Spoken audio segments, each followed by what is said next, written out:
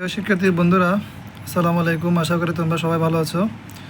আজকে আর্থিক অবস্থা বিবরণীর একটি টপিক বিজ্ঞাপন খরচ নিয়ে আলোচনা করব।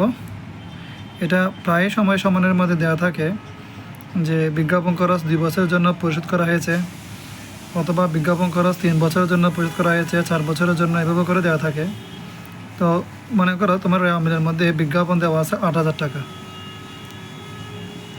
তারপর আমরা প্রথমত বিজ্ঞাপনটা কোথায় বসাই? বিশদ আয় বিবরণীর মধ্যে পরিচালন ব্যয়ের মধ্যে বিজ্ঞাপনটা বসাই। বিজ্ঞাপন বসানোর পর আমার একটু জায়গা রাখতে হবে যাতে সম্মানটা করতে পারি। তো আমরা এই যে বিজ্ঞাপন করা 2 বছরের জন্য পরিশোধ করা হয়েছে, এই টাকাটা কীভাবে বের করব? সবসময় মনে রাখবে, যত বছর বলা হবে ঠিক তত বছর দিয়ে ভাগ করতে হবে, উপরে তার থেকে 1 কম দিয়ে গুণ করতে হবে। যেমন এখানে যদি 8,000 টাকাটা বিজ্ঞাপন হয়, তাহলে আমাকে করতে হবে এই 2 দিয়ে ভাগ, তাহলে 2 থেকে 1 কম কত হয়?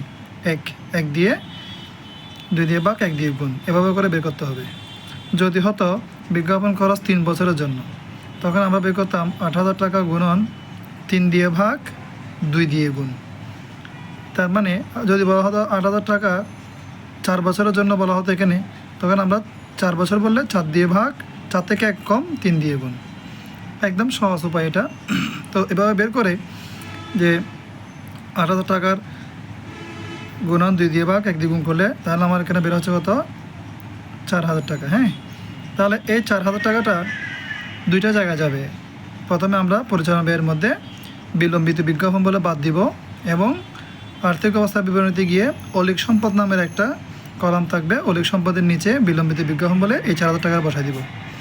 এখানে আর তেমন কিছু নাই। আশা করি তোমরা বুঝতে পেরেছ যে এই টপিকটা বুঝতে মাথায় সেট করলে এটা কখনো ভুল হওয়ার সম্ভাবনা নেই। খেয়াল রাখতে হবে, 2 বছর বললে যত বছর বলবে তত দিয়ে ভাগ, উপরে 1 কম 1 দিয়ে গুণ।